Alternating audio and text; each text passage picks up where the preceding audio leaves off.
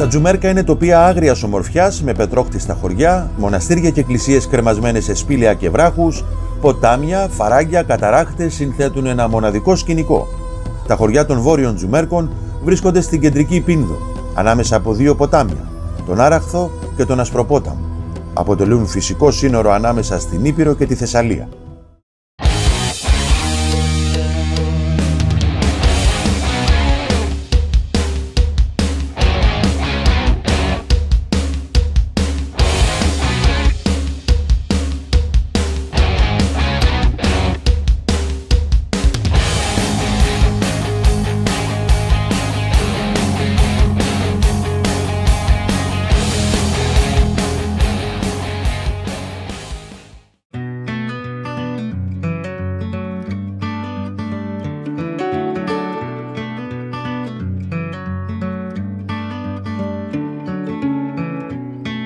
Honey, put your phone down. I know you've been hurting. The spirals alone. Τα Τζουμέρκα μαζί με τους οικισμούς φτάνουν τα 65. 33 περιλαμβάνονται στο Δήμο Βορείων Τζουμέρκων, 26 στο Δήμο Κεντρικών Τζουμέρκων και 6 στην περιφέρεια Τρικάλων. Κατά τον Δεύτερο Παγκόσμιο Πόλεμο υπέστησαν μεγάλες καταστροφές.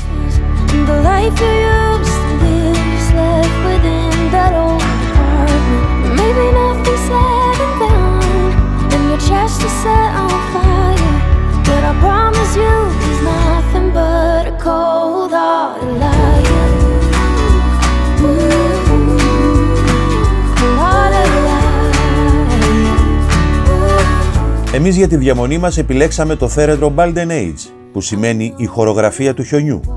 Αν θες να ζήσεις σαν να είσαι στο σπίτι σου, τότε η φιλοξενία της ζωής και του Αλέξανδρου ή του Αλέξανδρου και της ζωής θα σου μείνει αξέχαστη. Στο Balden Age θα νιώσετε ζεστασιά και χαλάρωση.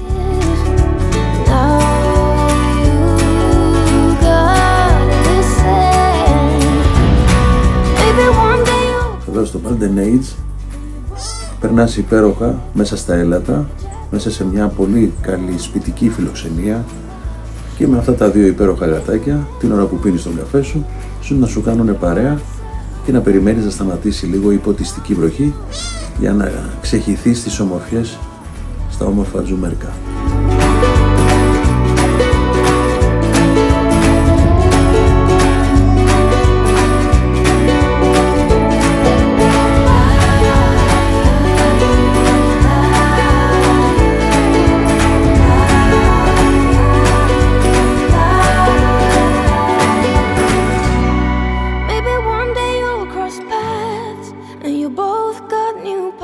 Συγγνώμη κύριε, να κάνω μια ερώτηση. Για πράγματα πάω καλά? Αυτό δεν είναι χωριό. Αυτό είναι εργοτέχνης. Κοιτάξτε εδώ πώς μιλεύει την πέτρα. Και για να μην λέμε πολλά, κρατάμε το χάρτη των Βόρειων Τζουμέρκων. Και είμαστε στα πράγματα. Στο κεφαλοχώρι τους. Και από εδώ θα ξεκινήσει ένα νέο επεισόδιο γυρίζοντας, όπου θα γυρίσουμε όσα περισσότερα κεφαλοχώρια, όσα περισσότερα χωριά, όσα περισσότερα αξιοθέατα που έχουν εδώ τα Βόρεια Τζουμέρκα.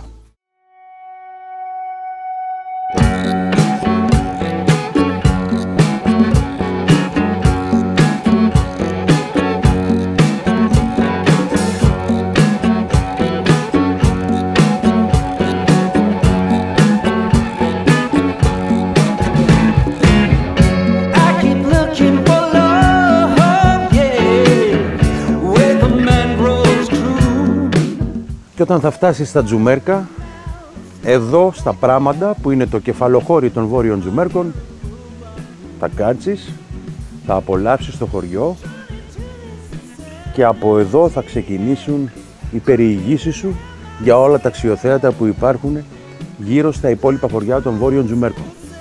Και όχι μόνο. Εδώ, για να ξέρεις, τα Πράματα είναι κεφαλοχώρι. Έχει 800 κατοίκους το χειμώνα και το καλοκαίρι φτάνουμε τους 2.000. Μπορείς να βρεις αστυνομικό τμήμα, σχολεία, κέντρο υγείας, ATM, ταχυδρομείο, καφετέριες, εστιατόρια. Έχει τα πάντα. Μπορείς να μείνει στους πολύ όμορφους ξενώνες που είναι μέσα στα έλατα και να απολαύσεις αυτή την πλατεία με τον υπεραιωνόβιο πλάτανο. Εδώ είναι ο Ιερός Ναός Αγίας Παρασκευής, κεντρικός ναός, και δεν θα χάσεις αν με ακούσεις ότι από εδώ, από τα Πράματα, θα ξεκινήσεις να ξεχύνεσαι μέσα στα υπόλοιπα πανέμορφα και γραφικά χωριά των Βόρειων Τζουμέρκων.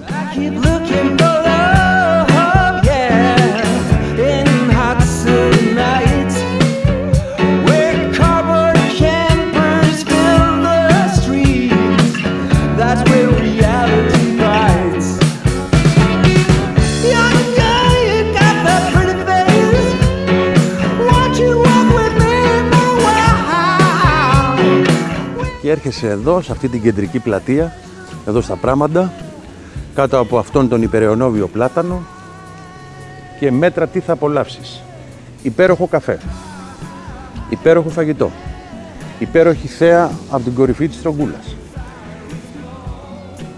υπέροχο ίσκιο από αυτόν τον υπεραιωνόβιο πλάτανο. Και να ξέρεις ότι εδώ το 1779 δίδαξε και ο Κοσμάς ο Αιτωλός. Θα μου πεις τώρα αυτό γιατί μας το λες. Στο λέω γιατί όταν θα έρχεσαι σε τέτοιες πόλεις για να δεις τα πανέμορφα Τζουμέρκα, θα πρέπει να ξέρεις και όλα τα ιστορικά του στοιχεία.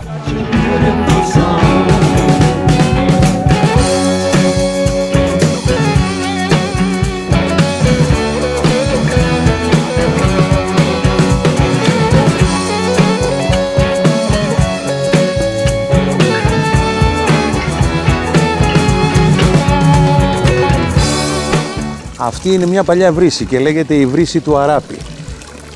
Προφανώς λίγο γιατί ο κύριος εδώ του φέρνει. Κοιτάξτε όμως, έχει πραγματάκι εδώ. Αν θέλεις για να πιείς, για να γεμίσεις, βάζεις το νεράκι σου, πίνεις και όλα είναι πανέμορφα. Αυτά τα νεράκια έρχονται κατευθείαν από πηγές. Αυτή όμως εδώ, γιατί λέγεται βρύση του Αράπη? Υπάρχουν δύο, ας πούμε, μύθοι. Ο ένας είναι ότι εδώ καθόταν ο Αράπης, ο μαύρος, ο Τούρκος, ο Οθωμανός, εκείνος ο οποίος καθόταν ακριβώς εδώ και εισέπρατε τους φόρους από τους ντόπιους. Ο ένας μύθος. Ο άλλος μύθος είναι ότι εδώ μια γυναίκα από την περιοχή σκότωσε έναν Αράπη, έναν μαύρο, έναν σκουρόχρωμο Τούρκο Οθωμανό, και γι' αυτό μπήκε αυτό το κεφαλάκι, αυτή η βρύση, και εκτός ότι προσφέρει γάργαρο νερό από πηγή, ασταμάτητο, είναι ένα από τα αξιοθέατα εδώ της πόλης μας, έχει ιστορία και ξέρεις, φιλοτεχνήθηκε το 1887 από τον Βασίλειο Γεωργάκη. Εδώ μπορεί να μάθεις και την ιστορία, γιατί σε κάθε γωνίτσα σου έχει το ταμπελάκιο του εδώ ο Δήμος για να καταλάβεις πού ακριβώς βρίσκεσαι.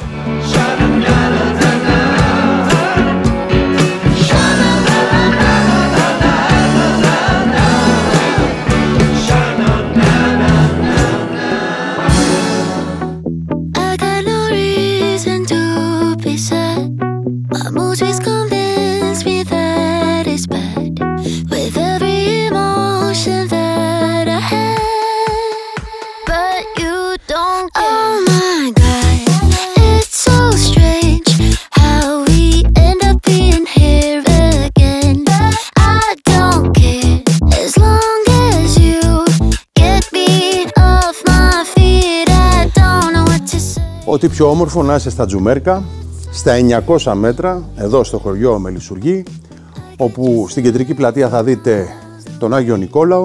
Χτίστηκε το 1778, πυρπολήθηκε το 1821, όμως έχει αναστηλωθεί.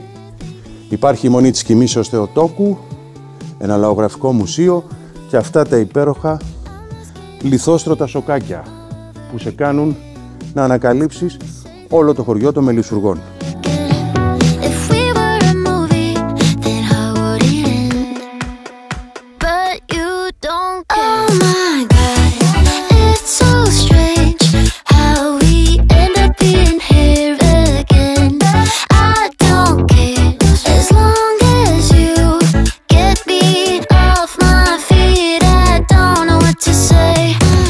Φθινόπωρο στα Τζουμέρκα, και εννοείται ότι δεν σε πειράζει αυτό το ψηλόβροχο, έχει και αυτό τη δική του ομορφιά. Εδώ είναι η κεντρική πλατεία του χωριού Μελισσουργή, Μην φανταστείτε τεράστια πλατεία, μικρή, γραφική, πέτρινη, πανέμορφη πλατεία, όπως είναι σε όλες εδώ τις πλατείες στα Τζουμέρκα. Εδώ είμαι μέσα από τις καμάρες της κεντρικής εκκλησίας, της εκκλησίας του Αγίου Νικολάου, η οποία, όπως σας είχα πει, το 1821 πυρπολήθηκε, αλλά σήμερα είναι αναστηλωμένη, είναι πανέμορφη, είναι βουνό, έλατα, ποτάμι, χωριό μελισσουργών. Οπωσδήποτε, όταν θα επισκεφτείτε τα Τζουμέρκα, κάντε ένα κόπο, ανεβείτε στα 900 μέτρα υψόμετρο και ελάτε στους μελισσουργούς.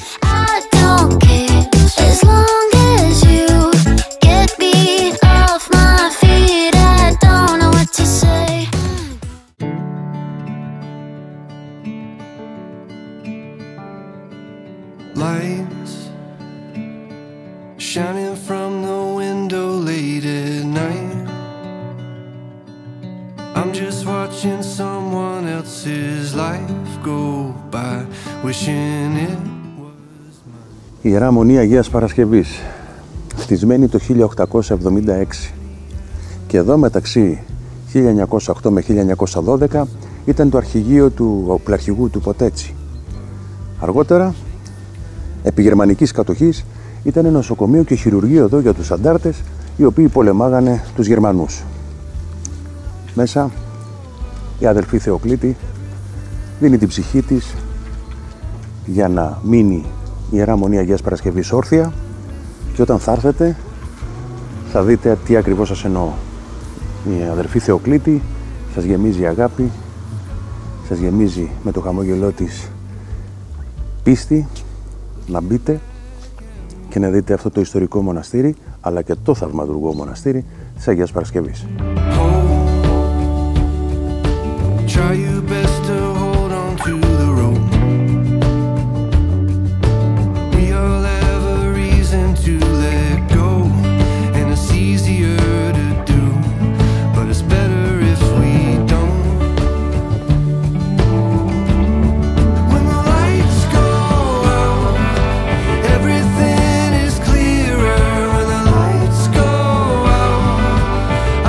Σε αυτό εδώ το σημείο που βλέπετε πίσω μου, σήμερα είναι ο Γολγοθάς.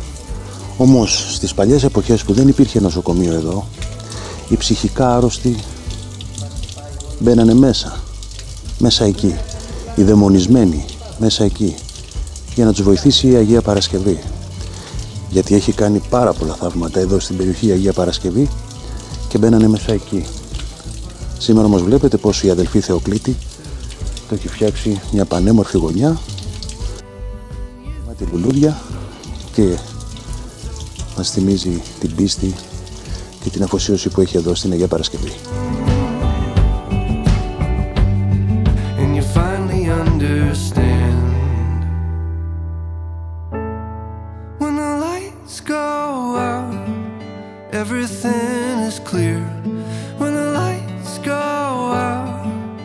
I could finally see when the lights go out, everything is clearer. When the lights go out, I could finally see.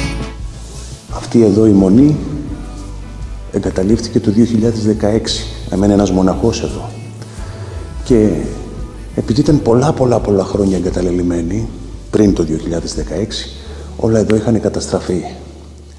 Πριν 3 χρόνια όμως, η Αγία έστειλε εδώ την αδελφή Θεοκλήτη.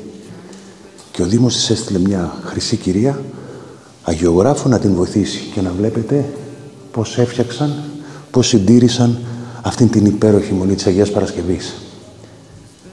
Πραγματικά, όταν θα έρθετε εδώ, τα ωράρια που λέει η μονή, θα συναντήσετε την αδελφή Θεοκλήτη, η οποία θα σας προσφέρει το χαμόγελό της, την αγάπη της και θα σας πει όλη την ιστορία για τη μονή.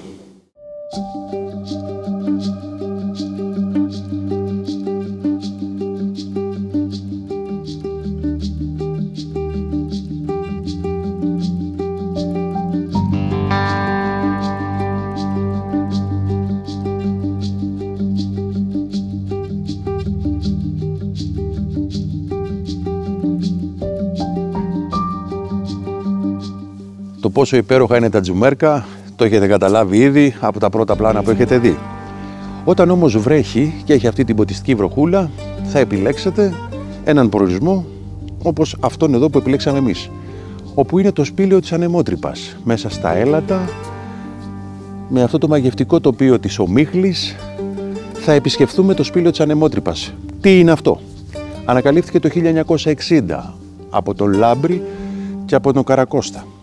Τους έδωσε εντολή λοιπόν ο τότε πρόεδρος εδώ της κοινότητας να πάνε σε αυτούς εδώ τους βράχους που θα δούμε σε λίγο, γιατί βγάζουν αέρα από το έδαφος. Πήγαν εκείνοι να ανοίξουν μια δίωδο να δουν γιατί βγάζει αέρα. Και με τη βοήθεια της σπηλαιολόγου της Αΐμνης της Πετροχύλου ανακαλύφθηκε το σπήλαιο της Ανεμότρυπας.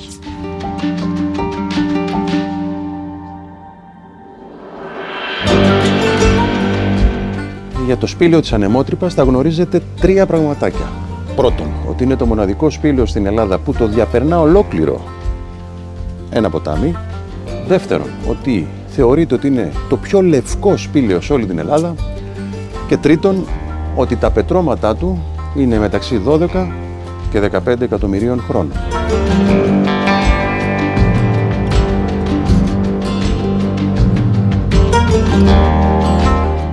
Είμαστε έτοιμοι λοιπόν για να κατέβουμε κάτω στο σπήλαιο της Ανεμότρυπας, που έχει συγκεκριμένες ώρες που κατεβαίνεις.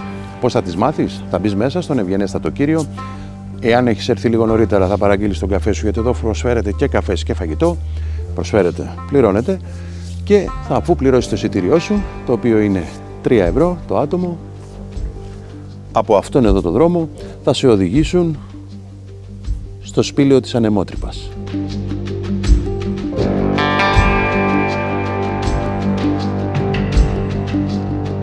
Όσο περπατάς στο σπήλαιο μαγεύεσαι. Εκεί όμως που πραγματικά εντυπωσιάζεσαι είναι βλέποντας να κυλά το υπόγειο ποτάμι και να καταλήγει σε μικρό καταράκτη που αναβλύζει από το εσωτερικό του βράχου.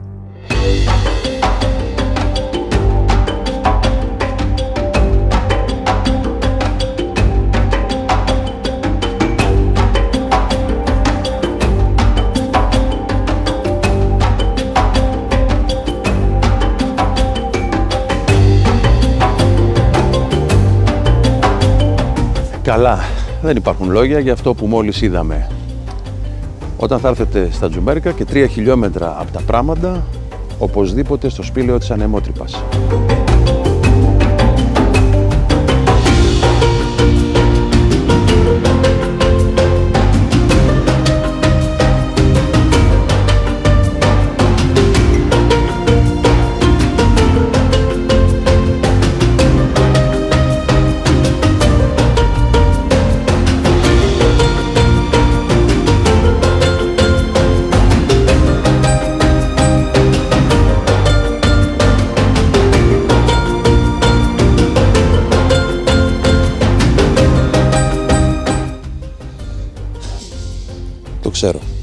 Το ξέρω. Πολλοί μπορεί να ζηλεύετε αυτό εδώ το τοπίο. Μέσα στα έλατα, πάνω στο βουνό, εδώ στα Πράματα. Πού πάμε όμως? Θα κάνουμε την προσπάθεια για να πάμε στον μεγαλύτερο καταράκτη της Ελλάδος, μάλλον στον ψηλότερο, και στον τρίτο ψηλότερο καταράκτη στα Βαλκάνια. Είναι από εδώ.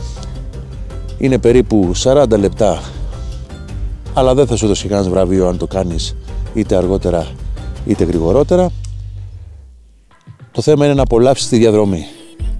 Πηγαίνεις σιγά σιγά, είναι βατό, σηματοδοτημένο το μονοπάτι και ξεκινάμε για τον καταράκτη.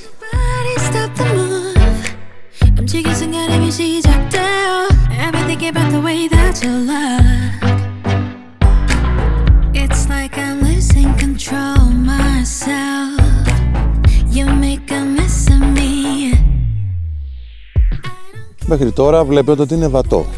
Ο κάθε ένας, ακόμα και εγώ που είμαι εντελώς άσχετος από τα μονοπάτια και εντελώς άσχετος από την πεζοπορία και εντελώς άσχετος από την μίνι ορειβασία, έχω το ειδικό μου μπαστούνάκι, το οποίο μας το έδωσε ο φίλος μας ο Αλέξανδρος στο Balden Age, εκεί που μένουμε, και είναι πολύ σημαντικό να το κρατάτε για να σας βοηθήσει. Οι περισσότεροι όσοι έχετε περπατήσει μονοπάτια ξέρετε ότι αυτά πάνε μαζί με τα ρούχα όταν είναι να βγεις για περπάτημα. Βατό μονοπάτι, μέσα στα έλατα, Η φύση απίστευτη, ο καιρός όσο πρέπει καλός, με την θερμοκρασία να είναι κοντά στους 5 βαθμούς για να μπορείς να περπατήσεις. Συνεχίζουμε για να φτάσουμε στο ψηλότερο καταράκτη.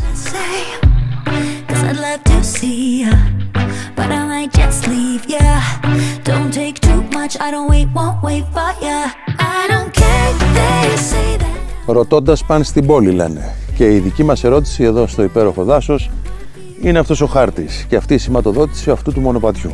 Σου λέει, καταράχτης Κεφαλόβρυσου, για εκεί που πάμε εμείς, στο ψηλότερο καταράκτη, είναι από εδώ.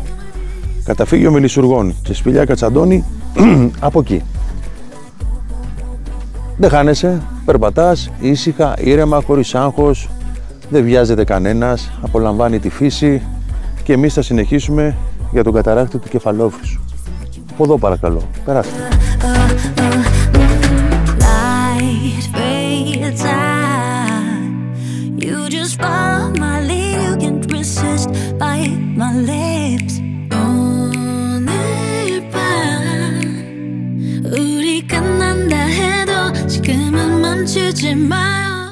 Μετά από λίγο περπάτημα, κάνα 20 λεπτό περίπου, από εκεί που είσαι μέσα στα έλατα, αλλάζει το σκηνικό, πάντα με σηματοδότηση, γίνεται αυτή η πέτρα, έτσι λίγο η πιο σκληρή. Τι σου δείχνει αυτό? Ότι πλησιάζουμε στο καταράκτη.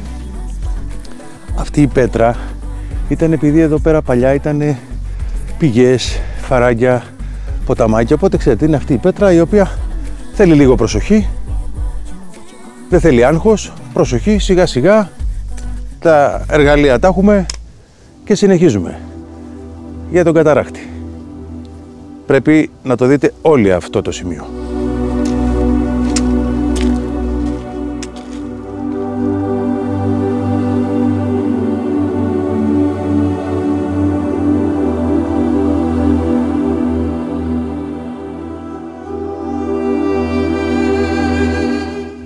Αφού έχω καταφέρει να φτάσω εγώ μέχρι εδώ, δεν το συζητάω ότι μπορείτε κι εσείς. Έχουμε φύγει πάλι από το κακοτράχαλο μέρος, έχουμε ξαναμπεί στα έλατα, ο δρόμος μας είναι προς τα εδώ. Πρέπει λογικά σε λίγο να φτάνουμε για να απολαύσουμε τον πιο ψηλό καταράκτη της Ελλάδος και τον τρίτο μεγαλύτερο, ψηλότερο στα Βαλκάνια. Πάμε.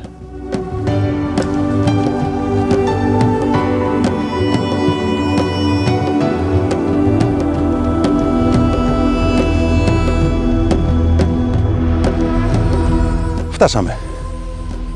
Ο καταράκτης 300 μέτρα ύψος, γι' αυτό και είναι ο υψηλότερος της Ελλάδος και ο τρίτος ψηλότερος στα Βαλκάνια. 2 βήματα είμαστε. Πάμε προς τα εκεί. Απλώς απολαύστε αυτή τη μαγεία πάνω στο βουνό, παίρνοντας από έλατα, από βράχια, από χωρίς έλατα, πέτρες. Ναι, τα καταφέραμε γιατί μπορούμε.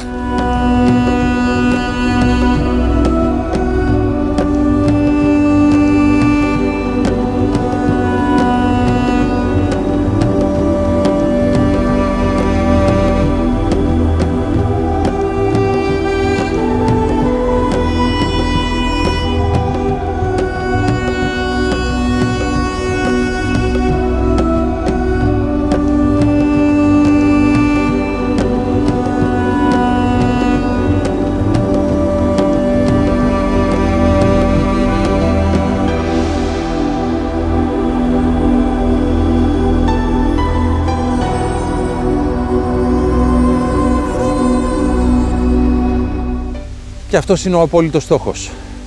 Να φτάσεις στο καταράκτη του Κεφαλόβρυσου, που είναι 300 μέτρα, που είναι ο ψηλότερος καταράκτης στην Ελλάδα και ο καταράκτης που τρέχει συνέχεια, 365 μέρες το χρόνο. Και που από κάτω τα υπόλοιπα χωριά, τα Πράματα και όλα τα άλλα τα χωριά, οι Μελισσουργοί, παίρνουν νερό από αυτόν τον καταράκτη. Και πίνουμε όλοι εμείς οι επισκέπτες αυτών των ξενώνων ή αυτών των χωριών. 300 μέτρα λοιπόν, θα είδατε και με τον drone ότι ανέβηκα πάρα πολύ ψηλά, μέχρι από εκεί που βγαίνει. Είναι ο τρίτος καταράκτης ψηλότερος στα Βαλκάνια και βέβαια εδώ όταν φτάσεις πάνω σε αυτό το υψόμετρο για να απολαύσεις το καταράκτη θα δεις τι σημαίνει φύση, περιβάλλον, τι σημαίνει Ελλάδα, τι σημαίνουν Βόρεια Τζουμέρκα, τι σημαίνει αυτός ο προορισμός που πρέπει κάποια στιγμή ο κάθε ένας στη ζωή μας να τον επισκεφτεί.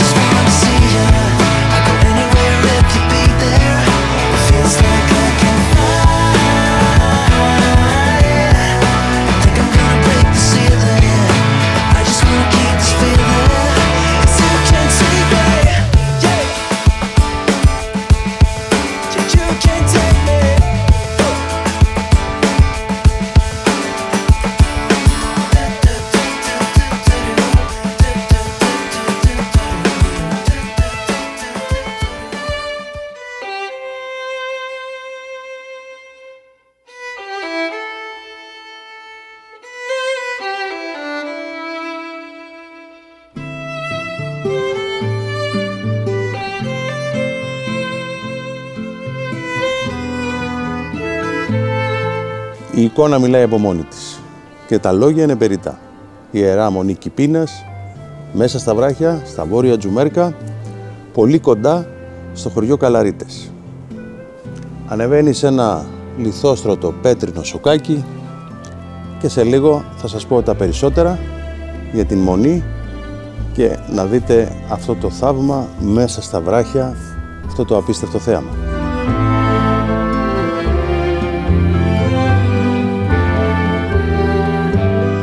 Στα παλιά κείμενα λένε ότι ιδρύθηκε το 1212 από τον Αρχιεπίσκοπο Γρηγόριο.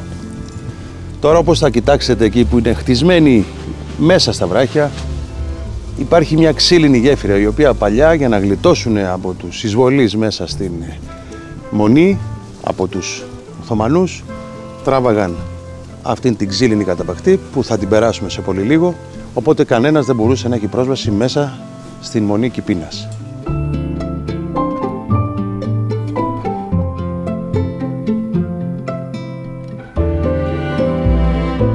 Αυτή εδώ είναι η ξύλινη ράμπα που σας έλεγα. Τη σηκώνανε και τέλος. Δεν πέρναγε κανένας. Θα την περάσουμε εμείς όμως. Ελάτε.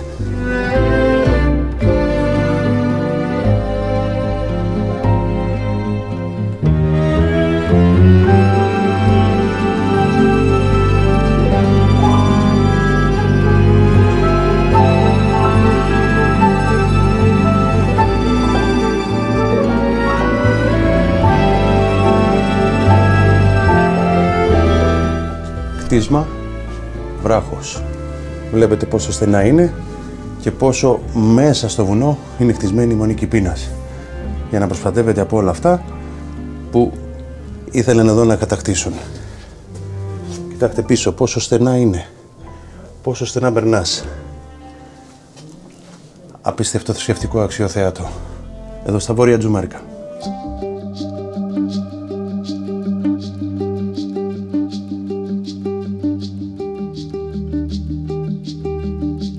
Λοιπόν, 1212 το μέρος. Υπόγειο ποτάμι δημιούργησε ένα φυσικό σπήλαιο 300 μέτρων, χαρτογραφημένο πλήρως, απλά ακόμη μη επισκέψιμο. Ανδρικό μοναστήρι, 4-6 ατόμων με βάση τα κελιά που είναι επάνω. Το ένα που είναι επισκέψιμο. Το είδατε νομίζω. Πού μπήκαμε, ναι. Και πάρα πολύ παλιό σαν χώρος. Αν κανείς αναλογιστεί ότι η πρώτη άλωση της πόλης από τους Φράγκους έγινε το 1204, αυτό χτίστηκε 8 χρόνια μετά. Οπότε αποτέλεσε καταφύγιο για όλο τον κόσμο και όχι μόνο για τους καλογέρους. Ο τελευταίος καλόγερος που έζησε εδώ ήταν ο Χρύσανθος, το οποίο ο τάφος είναι έξω από τις σημαίες απέναντι όπως ανεβήκατε στα δεξιά σας. 1915 νομίζω ναι. είδα. Κηπίνα ονομάστηκε επειδή οι καλόγεροι είχαν τους κήπους στο ποτάμι. Το ποτάμι που περνάει από κάτω είναι ο Καλαρίτικος. Είναι παραπόταμος του Αράχθου, οπότε είχαν τους κήπους, τους πεζούλες, τα μποστόνια τους εκεί, οπότε ζούσαν από αυτό. Κηπίνα το όνομά του από τους κήπους των καλογέρων. Είναι αφιερωμένο στην κοίμηση της Θεοτόκου, γιορτάζει όμως τη ζωοδόχου πηγής. Αυτό ισχύει από το 50, έτσι το βρήκαμε κι εμείς. Σήμερα λειτουργεί, κάνει κάποια λειτουργία, υπάρχει κάποια ζωή, ας πούμε, θρησκευτική ζωή. Το χρόνο βέβαια. Ας πούμε τον Αύγουστο έχει συνέχεια. Και τώρα από εδώ και πέρα θα έχει. Και τη ζωοδόχου που γιορτάζει, που είναι πριν του Θωμά, μετά το Πάσχα ακριβώς. Αν το επιτρέψει ο καιρός, κάνουν και από κάτω ένα μικρό, σαν μικρό έτσι πανηγυράκι με ο κόσμος εδώ με πίτες παραδοσιακές και αυτά.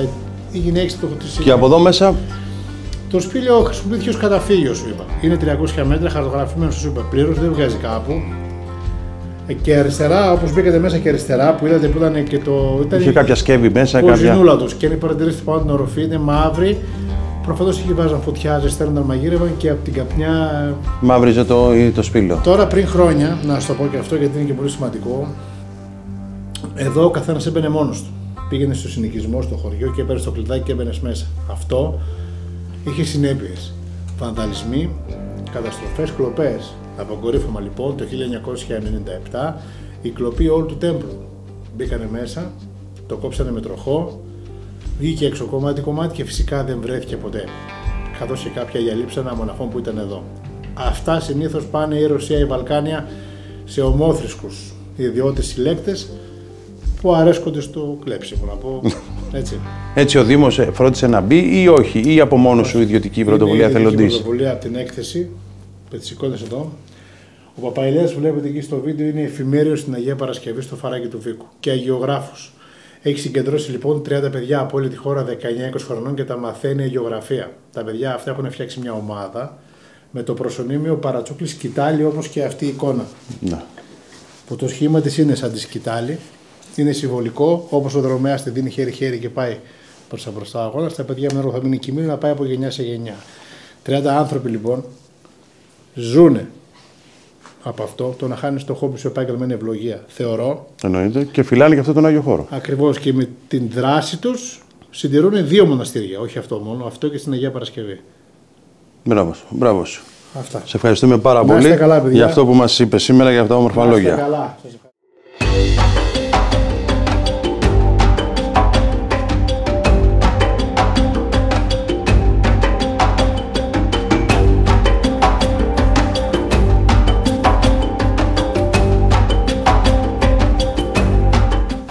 Όσο πάνε όμορφα είναι εδώ.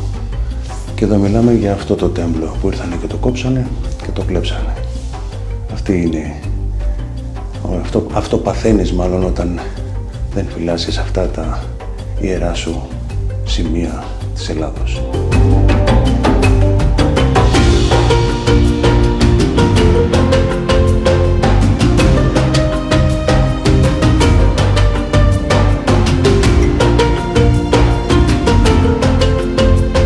Εδώ καθόντουσαν οι μοναχοί, εδώ είναι τα πράγματά τους, κρυβόντουσαν μέσα σε αυτή τη σπηλιά και όπως μας είπε ο φίλος μας έξω, γι' αυτό είναι μαύρο εδώ το σπήλαιο, γιατί άναβαν το μαγκάλι τους, ο καπνός εδώ δεν είχε από πού να φύγει, οπότε μαύριζε και για να μπορούν να ζεσταθούν, αλλά και για να μαγειρεύουν.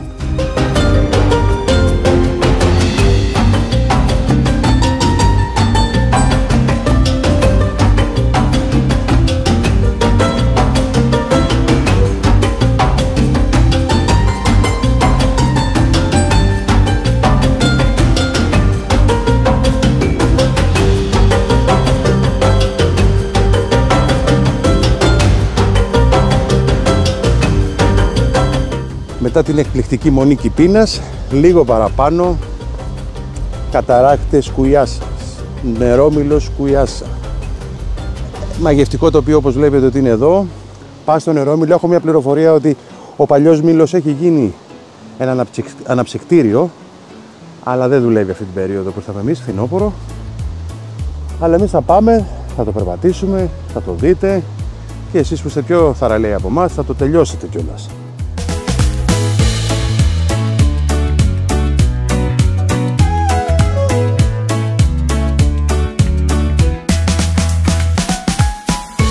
Μην νομίζετε ότι εγώ είμαι από αυτούς που περπατάω τα μονοπάτια. Ευτυχώς που αυτό είναι σηματοδοτημένο. Εδώ φτάσαμε λοιπόν μετά από πολύ λίγα μέτρα από τον κεντρικό δρόμο. Είμαστε εδώ, στη γέφυρα της Κουιάσας. Θα την περάσουμε από πάνω και θα κάνουμε αυτό να πάμε μέχρι το μήλο της Κουιάσας. Μετά έχει άλλους θαραλέους που μπαίνουν και κάνουν όλο αυτό. Είναι η βρύση του Κούκουλη, μπαίνει στο χωριό Καλαρίτες. Εμείς αρχικά θα πάμε μέχρι το μήλο της Κουιάσας. Θα δούμε και τον Άγιο Γιώργη από εκεί ψηλά που έχει θωμερή θέα. Ακολουθήστε, πάμε.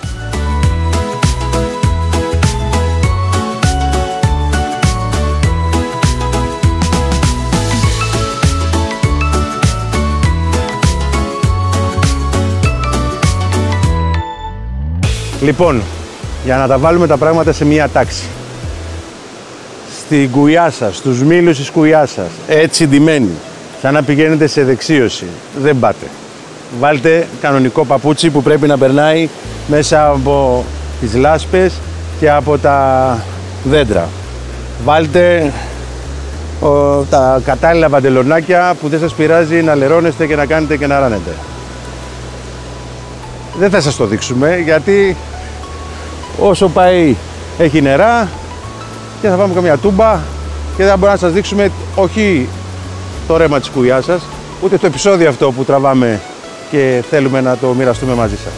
Γι' αυτό εμείς θα επιστρέψουμε πίσω, θα πάμε όμως σε ένα σημείο κλειδί να δούμε από πάνω μήπως καταφέρουμε από αέρος να σας τα δείξουμε όλα.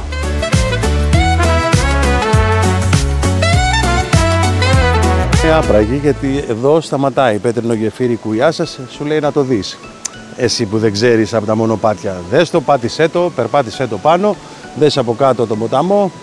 Από εκεί θα πας, Λευτέρη, από εκεί θα πας, από τον normal δρόμο, όχι μέσα από τα κατσάβραχα. Οπότε ξαναγυρνάω το γεφύρι της Κουιάσας, το είδατε, το είδα και πάμε από εδώ, στα σίγουρα.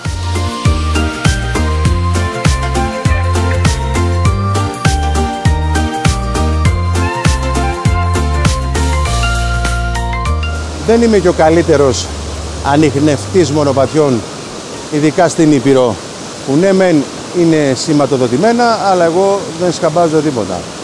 Έφυγα από εκεί που δεν πήγαινε, προς το Νερόμυλο, αλλά ήρθα από την άλλη μεριά που ήταν πιο βατό και βλέπετε αυτή τη μαγευτική εικόνα και πίσω έχει ένα σχήμα σαν κολυμπήθρα. Αν είμαι τυχερός, μπορεί να έχω πετύχει αυτό το σημείο, λένε, που πέφτει το ποτάμι και σχηματίζει μια κολυμπήθρα και εδώ κάνουν πολλοί κόσμος μπάνιο.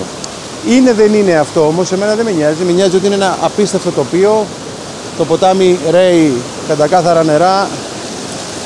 Κάτω δημιουργεί αυτήν την κολύμπηθρα που λέμε και η φύση είναι χωρίς λόγια. Δεν περιγράφεται.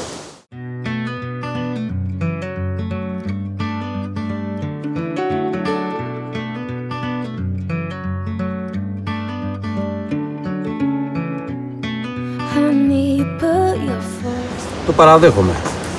Δεν κατάφερα ούτε να δω τους καταράχτες της Κουιάσα, το νερόμυλο της Κουιάσα, τον Άγιο Γιώργη που λένε ότι είναι από εδώ πάνω από τα σκαλοπάτια και κάπου πας.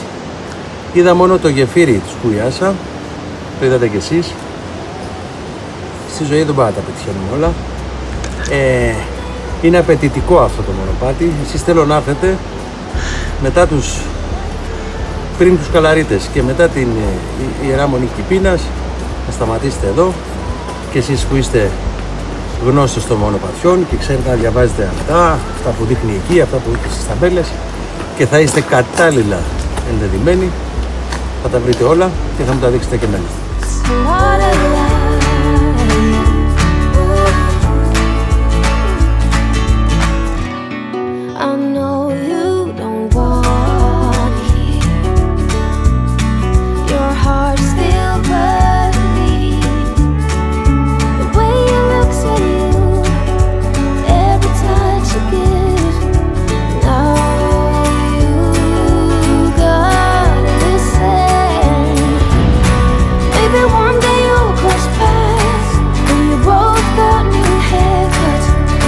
Καλαρίτες, 1120 μέτρα υψόμετρο και από κάτω, ανάμεσα από τη Χαράδρα, περνάει ο Καλαρίτικος ποταμός. Το Σιράκο και οι Καλαρίτες είναι δίπλα. Κανονικά 1 χιλιόμετρο απόσταση. Δυστυχώς όμως, επειδή δεν υπάρχει ο δρόμος αυτός να τους ενώνει, είσαι αναγκασμένος να κάνεις 23 χιλιόμετρα κύκλους πάνω στο βουνό για να φτάσεις εδώ στους Καλαρίτες. Μαγικό χωριό, θα πιούμε καφέ, θα ξεκουραστούμε λίγο, θα ξαποστάσουμε και θα σας δείξουμε το χωριουδάκι που έχει πολύ καλή ιστορία.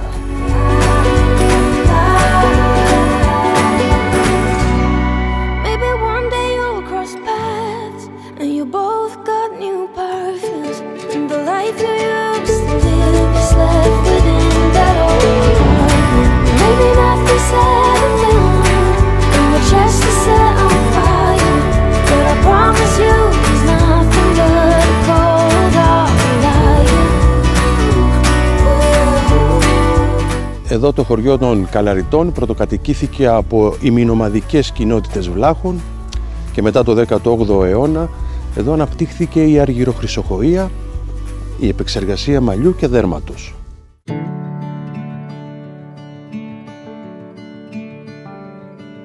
Lights shining from the window late at night.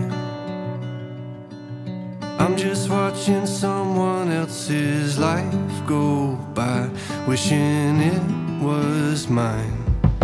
Dreams, everybody has them at the start. Somewhere along the way they... Λόγω αυτής της οικονομικής άνθησης που υπήρχε εδώ σε αυτό το χωριό, έχουν μείνει κληρονομιά αυτά τα μεγαλοπρεπή αρχοντικά. Και τώρα θα σας δώσω και μια πληροφορία που είμαι σίγουρος ότι ελάχιστοι θα την ξέρατε. Εδώ γεννήθηκε και ο Σωτήριος Βούλγαρης. Ποιος είναι αυτός? Είναι ο ιδρυτής του οίκου Μπούλγαρη. Είδατε τι μάθατε μαζί μου?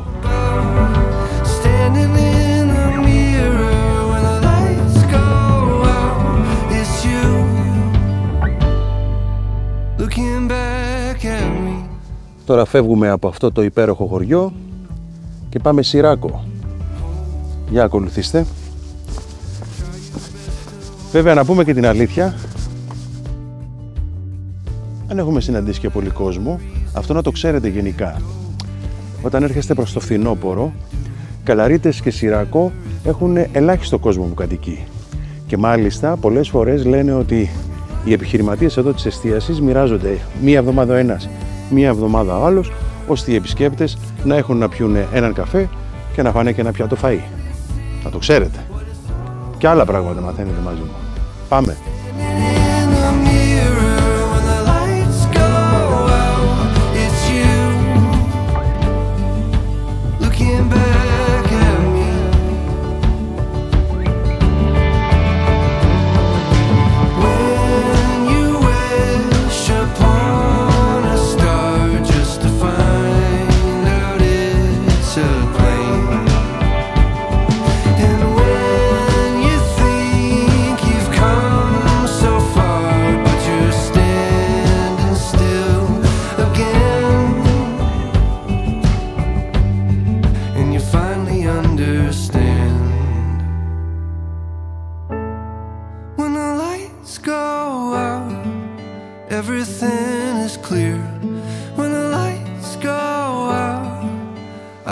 Και το Σιράκο μας καλωσορίζει.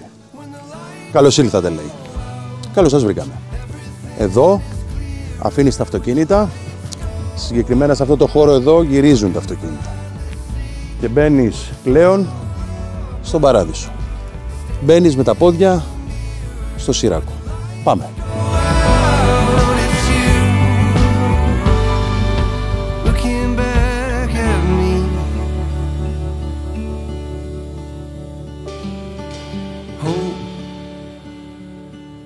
Try your best to hold on to the rope. We all have a reason to let go.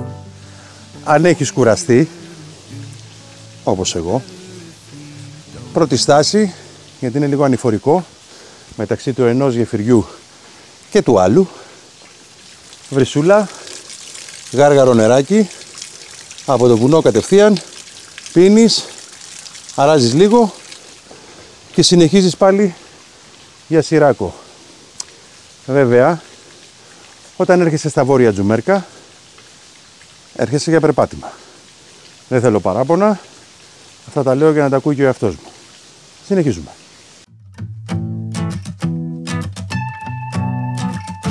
I'm a shy deer in the headlights. She's coming over and I'm just standing there like it's like a riptide on the inside. Στο Σιράκο φημίζονται για τις πέτρινες κατασκευές τους. Διάσημοι οι πετράδες τους.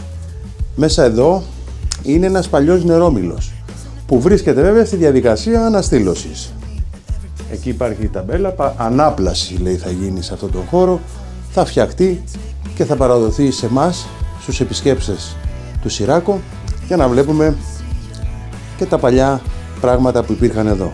Νερόμυλους και ό,τι άλλο υπήρχαν για να κάνουν καλύτερη τη ζωή τους. Think I'm gonna break the ceiling. I just wanna keep this feeling. You can't take me. Baby, you can take me. It's a small world in a big town. What are the odds I get to talk to you right now? Το Σιράκο είναι ένας παραδοσιακός οικισμός που διατηρεί αναλύωτη την ηπειρώτικη αρχιτεκτονική με τα πετρόχτιστα σπίτια και τις στέγες από σχιστόλιθο.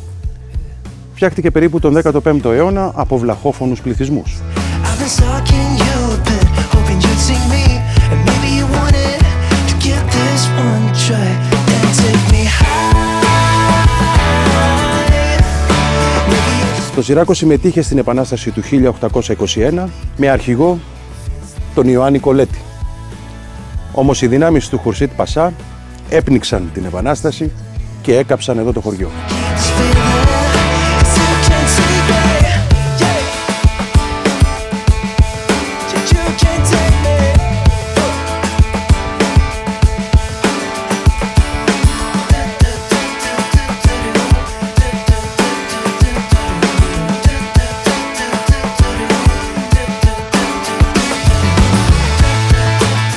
Και πάρα πολύ, ειδικά όσοι είστε από την Πεντέλη, αυτήν εδώ τη φυσιογνωμία σίγουρα θα την ξέρετε. Είναι ο Κώστας ο Κρυστάλλης, ο ποιητής, όπου στην κεντρική πλατεία της Αγίας Τριάδος και μπροστά από την Αγία Τριάδα, το εκκλησάκι, υπάρχει η πρωτομή του. Και εμείς σήμερα εδώ, στο Σιράκο, είμαστε στο σπίτι του. Στο σπίτι του Κώστα Κρυστάλλη. Αυτή ήταν η οικία του, όπου φτιάχτηκε από τον Δημήτριο Κρουστάλλη το 1879. Κρουστάλλης Κρυστάλλης. Άλλαξε το όνομα. Έτσι λένε και το έκανε Κρυστάλλης. Μετά πουλήθηκε από τους συγγενείς τους σε έναν άλλον ποιητή, στον Θωμά τον Κατσάνο, και σήμερα είναι ένα λαογραφικό μουσείο, ανήκει στο Δήμο, η πρωτομή του μεγάλου ποιητή, ο οποίος δυστυχώς 26 χρονών προσβλήθηκε από φυματίωση. Και ποιος ήταν ο ρόλος του που βρέθηκε και στην Πεντέλη? Επειδή στην Πεντέλη ήταν η φύση και το κλίμα και τα δέντρα πάρα πολλά τότε, ερχόντουσαν για να σωθούν από τη φυματίωση. 26 όμως χρονών, δυστυχώς, ο ποιητής Κώστας Κρυστάλλης πέθανε στην Άρτα, και σήμερα είναι μεγάλη χαρά γιατί βρισκόμαστε εδώ στο σπίτι του και το μοιράζομαι μαζί σας. 고민하는 느낌일까요? 눈이 마주치는 느낌이 와요. Can't nobody stop the move. 움직일 순간에 시작돼요. I've been thinking about the way that you look. It's like I'm losing control myself. You make a mess of me. I don't care if they say that I'm a bad girl, 'cause I gotta do, oh I gotta do, yeah what I feel like. Well I don't care if you think that I'm a bad, bad girl. I just wanna do what I wanna do to feel my desires. Only feeling like no, no. Ένα από τα ωραιότερα αξιοθέατα εδώ στα Βόρεια Τζουμέρκα, σε 1300 μέτρα υψόμετρο, είναι όταν θα φτάσετε στο χωριό Καταράχτες. Δεν θα μπείτε μέσα στο χωριό, θα κάνετε αριστερά και θα έρθετε να δείτε τους δίδυμους καταράχτες, οι οποίοι είναι και αυτοί από τους ψηλότερους καταράχτες που υπάρχουν στην Ελλάδα. Είναι δύο καταράχτες δίπλα-δίπλα. Ο αριστερός είναι 87 μέτρα, ο δεξιά είναι 100. Και μην αγχώνεστε, έχει και ένα τουριστικό περίπτερο εδώ. Θα απολαύσετε τον καφέ σας και την απίστευτη θέα. Πάμε να τους δούμε.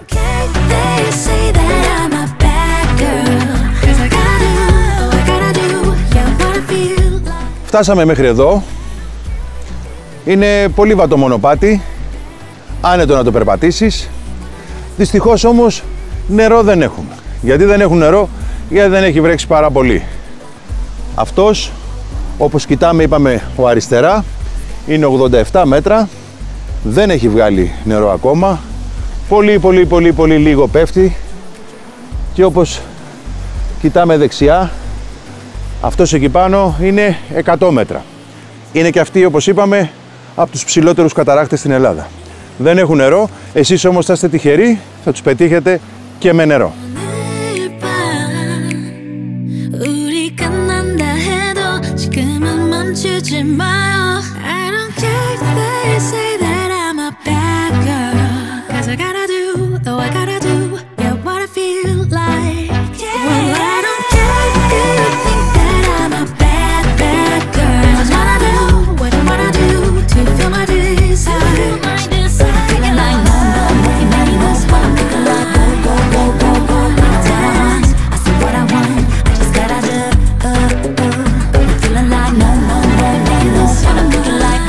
Βόρεια Τζουμέρκα, ποταμός Άραχθος και πιο πίσω μας το ιστορικό γεφύρι της Πλάκας, το οποίο χτίστηκε το 1866 και δυστυχώς τον Φεβρουάριο του 2015, μετά από έντονες βροχοπτώσεις, έπεσε.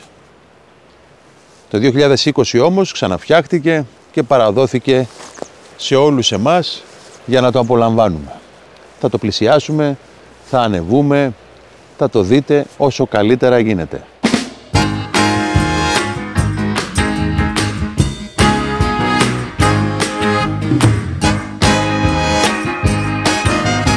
Εδώ υπογράφτηκε η Συμφωνία της Κωνσταντινούπολης του 1881 που παραχωρούσε τις πρώην Οθωμανοκρατούμενες περιοχές της Θεσσαλίας και το τμήμα της Άρτας ανατολικά του Άραχθου στο τότε Βασίλειο της Ελλάδας. Βάσει της συμφωνίας, ο Άραχθος και ο παραπόταμός του Καλαρίτικος καθορίζονταν σαν σύνορα των δύο κρατών και δίπλα στη γέφυρα δημιουργήθηκε τελωνειακός σταθμός.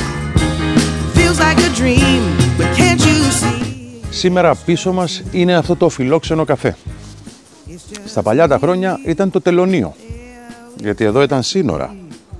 Ήταν σύνορα, ο ποταμός Άραχθος ήταν σύνορα της χώρας μας.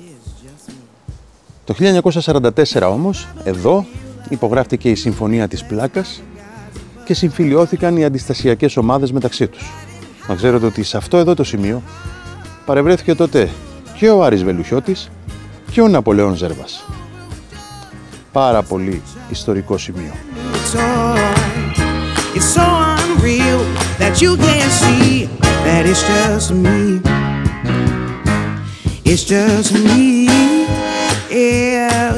Είμαστε πάνω στο ιστορικό γεφύρι της Πλάκας, χτισμένο το 1866 και με τις βροχές του 2015 είχε πέσει.